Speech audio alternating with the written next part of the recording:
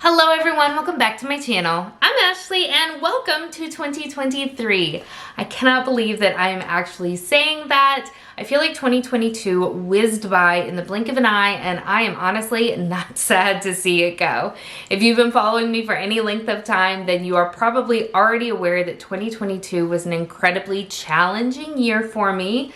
And I'm really hoping that 2023 is a gentle, rebuilding, happy year for all of us. So today we're going to be talking about my 2023 beauty budget. I did this series starting last year and I feel like it actually went really well for me. And I'm going to be making a few minor tweaks to it, but I'm going to keep the overall formula the same. So just to give you kind of the backstory, in 2022, I started my beauty budget by adding 25 credits to a beauty bank that every purchase depleted from and every empty added back to. I had a couple of low buy categories and I also set aside 12 freebie eyeshadow palettes that I could pull from before they started hitting my actual bank. And I think that it was pretty successful. Now, I did end the year in a deficit. I ended the year at a negative 35.25 credits, which is going to be carrying over into 2023.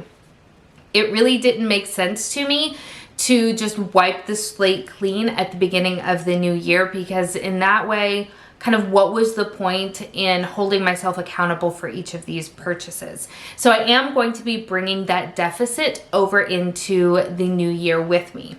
Now, with that being said, just like in 2022, I am going to be adding 25 credits to my beauty bank, and that means that I am now at a deficit of 10.25 credits. Additionally, I am still going to give myself 12 freebie eyeshadow palettes before they start affecting my beauty bank. I feel like that worked really well for me last year, and I love eyeshadow palettes, and I made this choice because that is what I purchased overwhelmingly above everything else. And I knew that if I had it hitting my beauty bank from the jump, I would get discouraged and I would probably just abandon this beauty budget. And I feel like by giving myself that sort of leeway, that it helped me to maintain a stricter sense of myself throughout the year. So I'm going to be bringing that back in again this year. One of the things that did not work was my lipstick category low buy. I wanted to limit myself to 5 lip products last year, and I did not do that. And when looking at everything that I purchased, I also realized that I kind of set myself up for failure because I purchased some lip liners, I purchased some lipsticks, and I purchased some lip glosses. So trying to combine all 3 of those categories down into 5 products overall doesn't really make any sense. So this year I have decided to still try to put myself on a low buy for lip products, but I'm going to increase that number and I'm actually going to double it to 10 because this category, again, it encompasses everything: lip balms, lip glosses, lipsticks, lip liners, all of the lip product category. So I really want to give myself room to actually hit that goal. So I have increased that to 10, and I'm very much hoping that this year I can stay within that 10 product minimum. I do this because lip products for me are incredibly challenging to use up, but very easy to purchase because they have that kind of instant gratification. You pick one up at the grocery store, you get in the car, and you can immediately apply it. If I'm feeling low or I'm feeling frustrated or I see something pretty, that tends to be the thing that I fall into.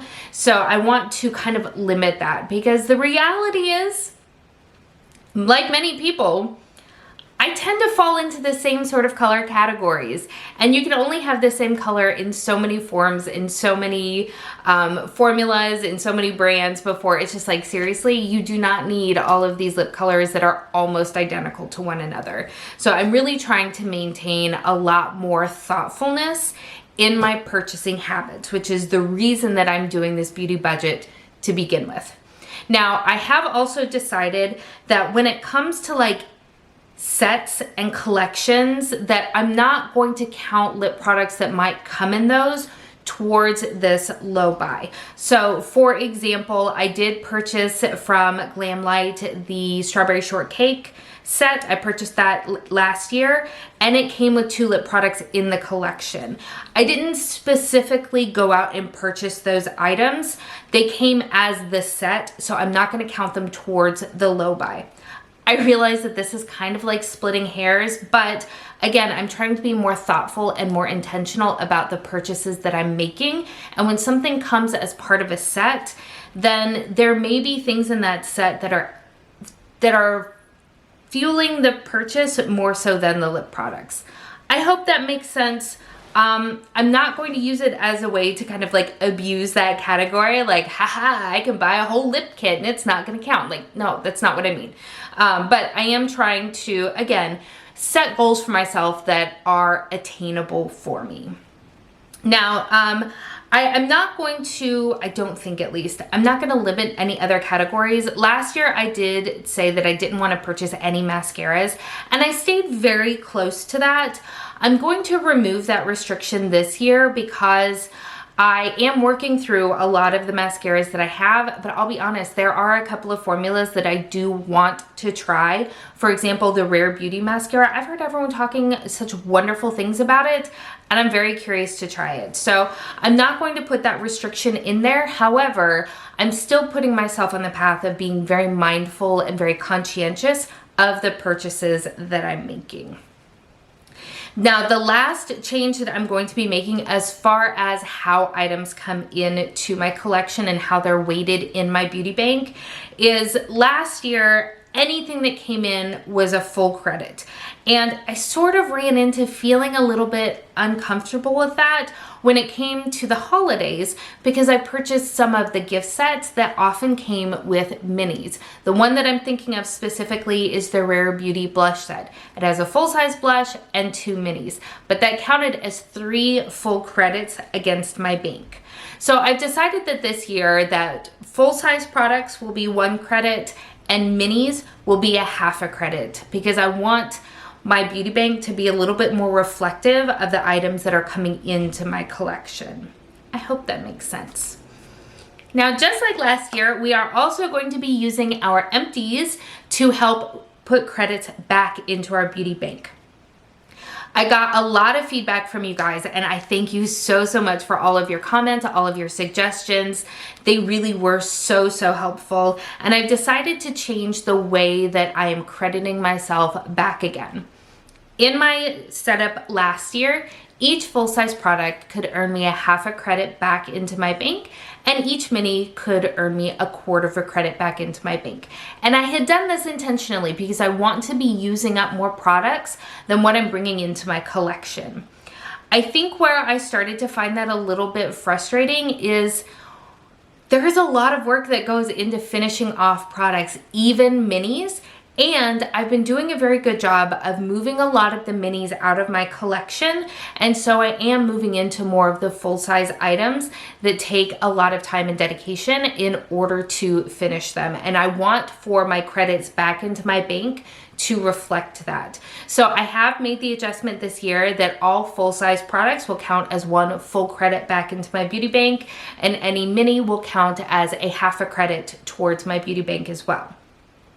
Another change that I am making that I had kind of been toying with in my brain, but so many of you commented on it that I had to do it, and that is to give myself some sort of credit for hitting pan on items.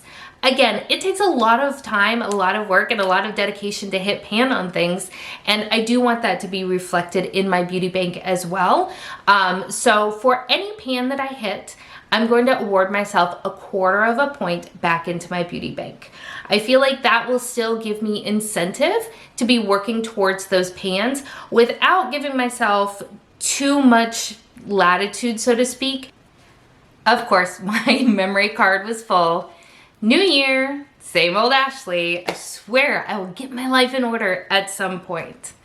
But I was talking about how I was adding back into my beauty bank, and that I didn't want to set, basically I didn't want to set the bar too low, right? I didn't want to be able to so easily add credits back into my bank that I could have wanton spending from it. So that's why I kind of set things up in this way. But I really feel like giving myself credit for hitting pan on things is something that will be a positive without giving me the flexibility to just wildly overspend. So what that will also mean is that I'm also changing up the way that I do my empties this year. Typically what I have done in the past is I have done a dedicated empties video at the end of every month. And then when I do my makeup rehab, I will simply touch on the items that I may have used up in the previous month. And that feels very redundant. So what I've decided to do is I'm going to be combining my makeup empties into my makeup rehab updates. And then when it comes to things like skincare, hair care, body care, any of those other types of beauty products that I use up, then I will do a separate empties video for those. I haven't decided. Right now I'm thinking quarterly. However, if I find that I'm using up those types of products more quickly than I'm expecting, then I might do it every other month. I'll let the year kind of dictate how that goes, but I really feel like that's going to be kind of a better call out. As much as I personally really enjoy empties videos and hearing people's thoughts on the things that they have finished up, I just don't feel like they're as popular on YouTube as a whole anymore. And my YouTube consumption is not at all reflective of like most of YouTube consumption. I am still stuck in the, in the past, for sure, still stuck in the past. I love my tutorials. I love my empties videos. I really enjoy stuff like that, but I realize that most people don't. So I think that when people watch my empties videos, what they're looking for more than anything is the makeup empties. So by combining that with my makeup rehab series, I think I'm kind of hitting both of those targets at the same time, and then having a separate video for everything else. The people who still do enjoy those types of videos like me, it will be there for them, but they also, if all you care about is makeup, you're not having to wade through everything else. So that was kind of my thinking there, and I'm really excited to jump back into this project this year. I'll be honest, this is the longest that I've stuck with any sort of low buy setup, and I think that this is working really well for me. It never for me has been about wanting to stop purchasing makeup. I love makeup. I will always love makeup. I enjoy purchasing makeup and buying new makeup and getting to experiment with new things. That will not change. However, I do want to make sure that I'm being very mindful of what I'm purchasing and not purchasing things simply because I want the high of getting something new. So, and I think that that really helped. I also, just like last year, strongly want to limit my purchasing from things like TJ Maxx, Marshall's is the other one, Ross to some extent. I was finding myself purchasing from those types of stores because the price was just so good. But then very often I was not really using those products. Very often there's often a reason for why they are at those types of discount resellers. So I want to not be purchasing things from those types of stores unless it's something that I was planning on purchasing anyway, and I can just happen to get it at a discount. I try to apply that same sort of philosophy to sales. Don't buy something simply because it's on sale if you wouldn't purchase it at full price.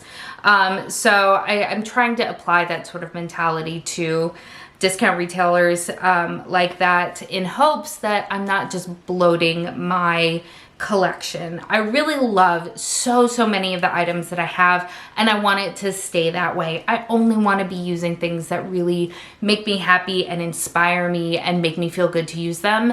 And I was just finding that many of the things that I was purchasing in those types of stores just didn't really fit that bill. So That is what we are doing. Are you working on any sort of low buy in this coming year? Please let me know. I love that the painting community is so supportive of everyone that is trying to work through their makeup, work through their collection, rediscover some of the things that they forgot that maybe they had. In fact, this year I want to start doing that more and more. I'm trying to think through some ways that I can start integrating some of my previous purchases back into my sort of everyday makeup consumption. So definitely stay tuned for that. If you have enjoyed this video, I hope that you'll give it a thumbs up. And if you have not yet subscribed, I hope that you'll consider doing so. Thank you so much for spending some time with me today. I hope that you're having an amazing day and a wonderful start to the new year. I'll see you next time. Bye.